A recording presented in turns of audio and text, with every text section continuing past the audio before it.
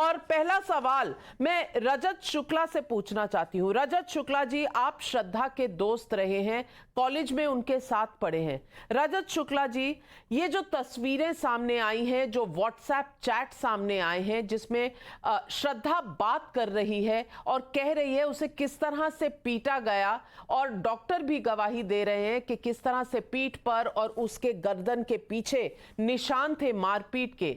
इसके बाद क्यों थी मजबूर श्रद्धा आफताब के साथ रहने के लिए?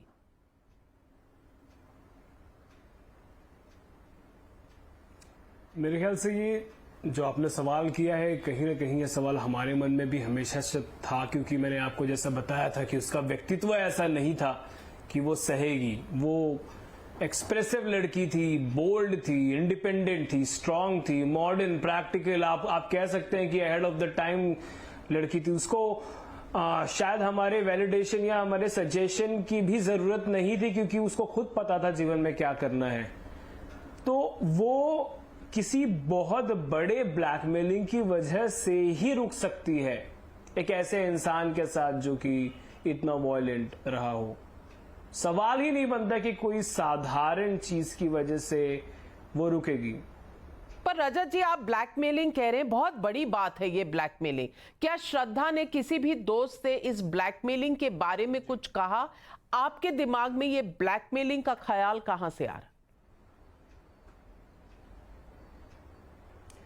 एक ब्लैकमेलिंग की बात की गई थी कि वो कहता था कि अगर श्रद्धा, क्योंकि ये बहुत सारी चीजें चल रही थी, लगातार चल रही थी, 2019 से लगातार ये चलती गई, कालांतर में बढ़ती गई, तो हमेशा श्रद्धा का कहना था कि वो उसे छोड़ देगी, वो उसे छोड़ना चाहती है, ये सभी चीजें बातें सामने आती थी। तो आफताब का ऐसा कहना था कि वो सुसाइड कर लेगा और नोट में श्रद्धा और उसकी फैमिली का नाम ले लेगा। तो श्रद्धा खुद पर तो चलिए वो सह ही रही थी उस रिलेशनशिप में रह के, पर फैमिली के ऊपर कोई आंच ना आए, मेरे ख्याल में ये एक छोटा कारण हो सकता है, पर ये एकमात्र कारण बिल्कुल नहीं हो सकता। मैं नहीं मान सकता, क्योंकि जितना मैंने श्रद्धा को जाना है, ये एक छोटी सी चीज, मतलब एक साइको वाला ये जो ट्रेट है एक इंसान का, उसका वो कंप्लेन कर सकती थी पुलिस को, या हम लोग भी उसकी मदद कर सकते थे इससे बाहर आने में। पर